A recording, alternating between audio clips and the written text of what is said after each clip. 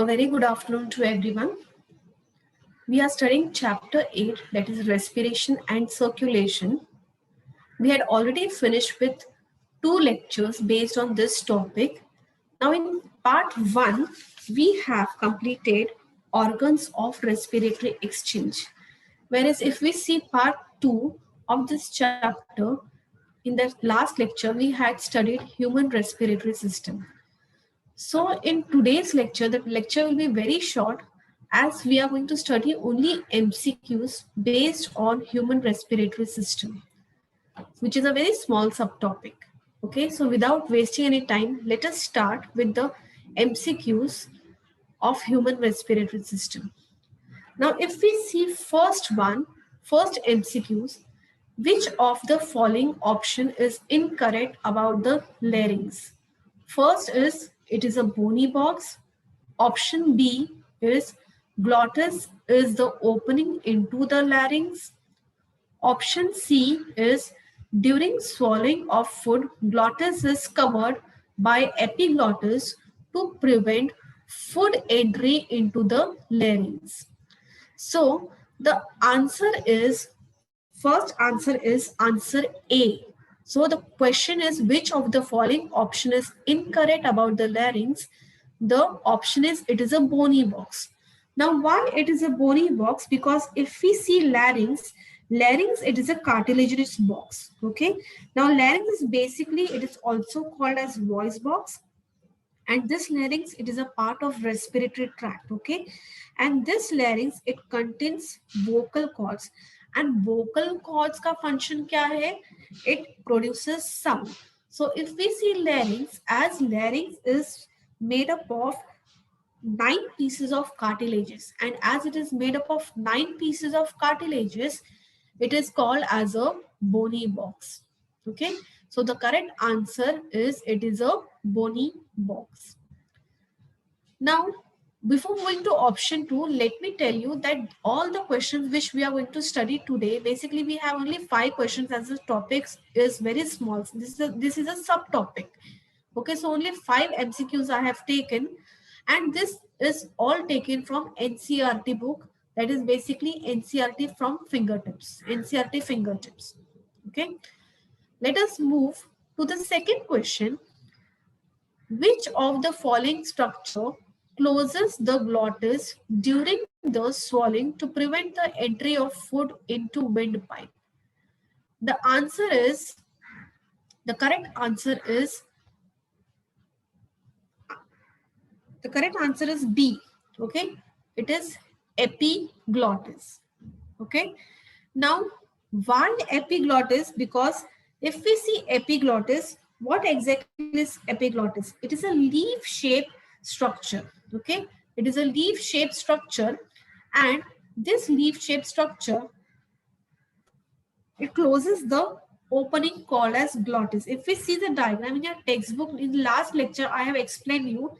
If we see glottis is basically the opening leading into the trachea. Okay, and this glottis, that is this opening which leads into trachea, it is covered by a leaf-shaped cartilage, and this leaf-shaped cartilage it closes the glottis. Now why it closes the glottis?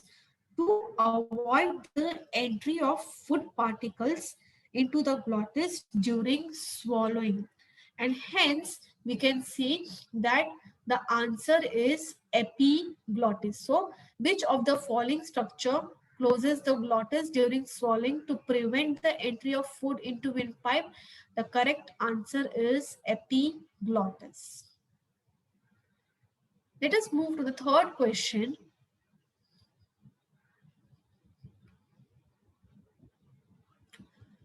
The third question is, in man, air passes from outside to inside through what? Okay, so in man, we know we breathe air through our nostrils. Okay, so from nostrils, what sequence does it follows? Okay, so we are supposed to select a correct sequence from the given options.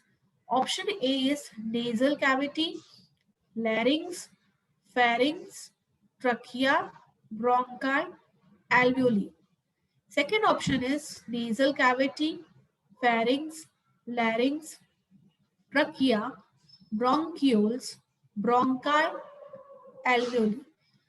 C option is nasal cavity, larynx, pharynx, trachea, bronchi, and alveoli. And D option is nasal cavity, pharynx, larynx, trachea, bronchi, bronchioles, and alveoli. So here we need to we need to select the correct option.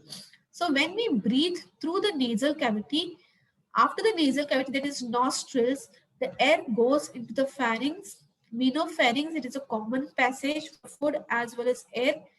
Then this air, it goes to larynx, okay? From larynx, it goes to trachea. From trachea, it goes to bronchi.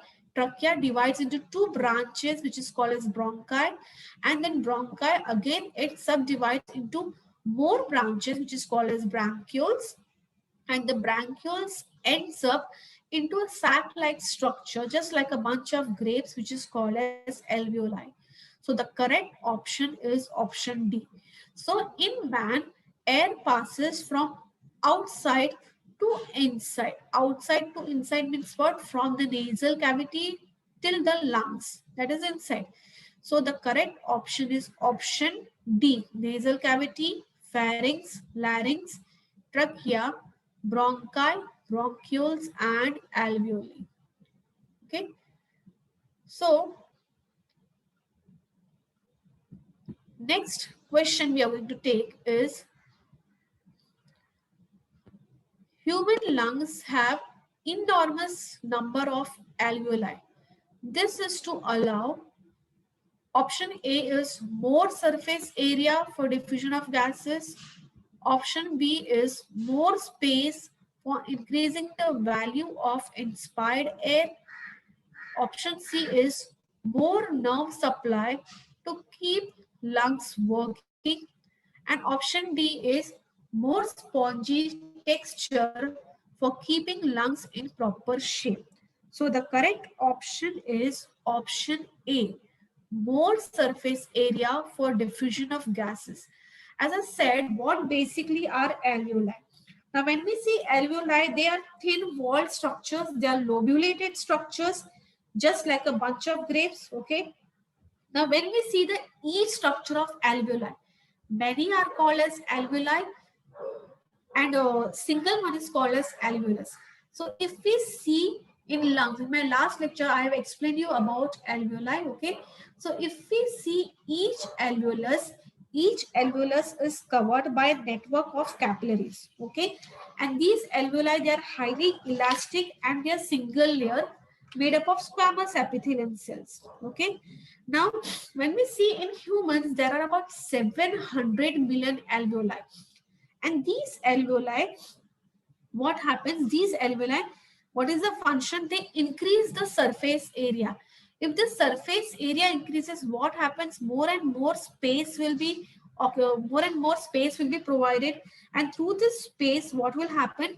Exchange of gas will take place. Okay, and when more exchange of gases takes place, that is basically diffusion of gases will occur more. That means more oxygen will be taken in, and more carbon dioxide will be given out from the lungs.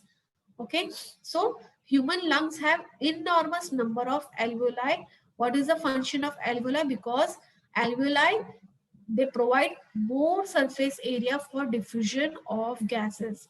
As I said, alveoli, there are about 700 billion alveoli. If the surface area increases, what happens? More surface area will be provided for diffusion of gases. Okay. Let us move to the last question.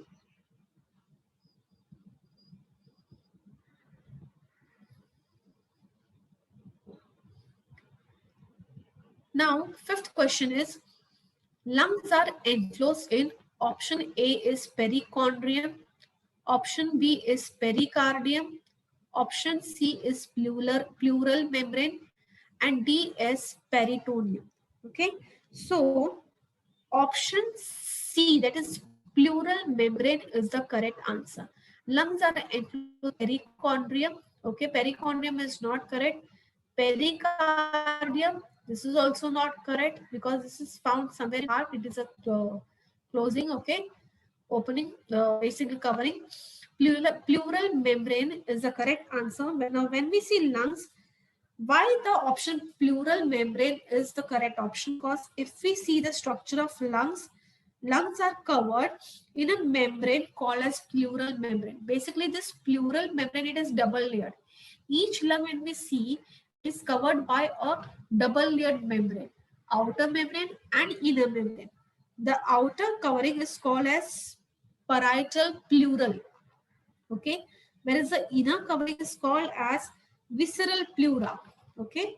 So when we see lungs, it is, as I said, it is covered by two layers. It is very well protected. Lungs are spongy and they're very well protected by or two layered structures or membranes, basically membranes. These membranes, they are called as pleural membrane, okay, pleural membrane. And this pleural membrane, it is made up of outer and inner membrane. Outer membrane is called as parietal pleura, whereas inner membrane is called as what? Pleural membrane. Okay, visceral pleura. Okay, so hence lungs are enclosed in a pleural membrane. Okay, so these much questions I have taken. Basically, many times they are asked in NEET exams. Okay, so only 5 questions I have taken. In the next, if we see the, if you want explanation, in the last page I have given the explanation to all the questions. Okay, solutions are given along with the explanation. Okay, so you can refer to this. So that's all for today's lecture. I hope you understood. In my next lecture, we'll continue with the textbook with the next subtopic. Okay, so thank you everyone.